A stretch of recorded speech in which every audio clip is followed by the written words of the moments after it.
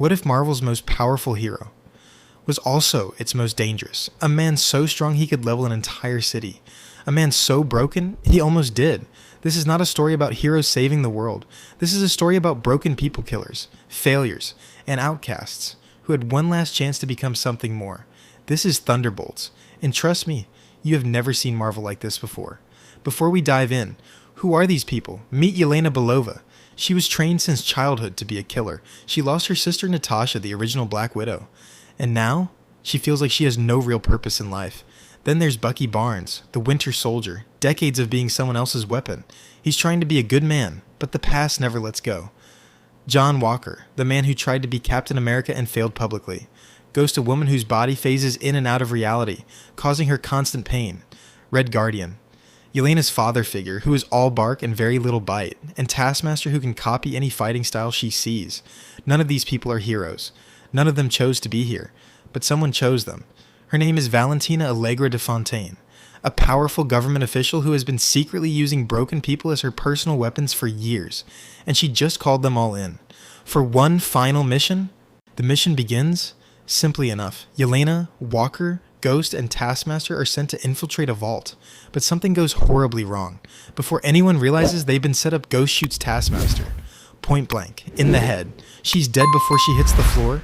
This wasn't a mission, this was a cleanup operation. Valentina was eliminating loose ends, people who knew too much about her crimes. And these four, they were next.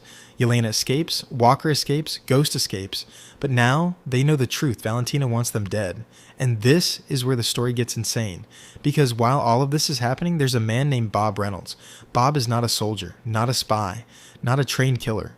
Bob was just a regular guy, a lost, lonely man who became a drug addict and volunteered for a secret government experiment, hoping it would finally make him feel worth something. The experiment worked a little too well. Bob can fly. Bob is bulletproof. Bob hits harder than Thor. Valentina captured Bob and planned to use him as the ultimate PR stunt, a brand new superhero called the Sentry, to replace the Avengers and save her own political career. Meanwhile, Bucky Barnes discovers what Valentina did.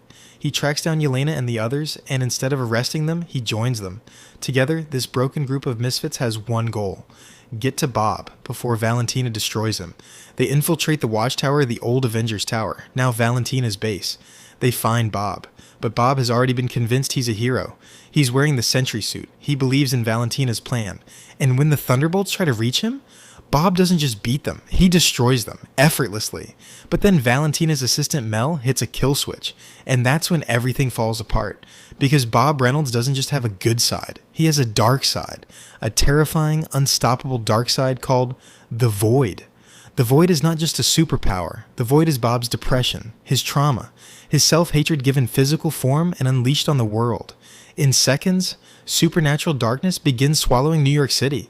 Thousands of people are trapped inside visions of their own worst memories, their deepest fears, their greatest regrets. The city is being consumed, and nothing can stop it from the outside. So what do you do when the enemy is someone's own mind? Yelena does the unthinkable. She walks into the darkness, alone.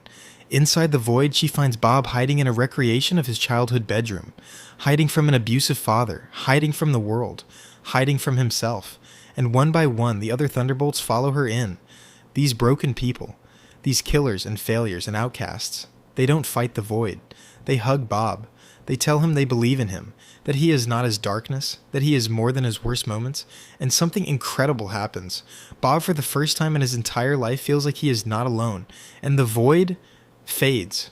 Light returns to New York City, the Thunderbolts win, but here's the twist, and this is pure Marvel. Valentina walks out in front of the cameras and introduces the team to the world as the new Avengers. She takes credit, she spins the story, she turns killers into heroes for her own political survival. The team is furious, but Yelena leans in close to Valentina and whispers, "We own you now."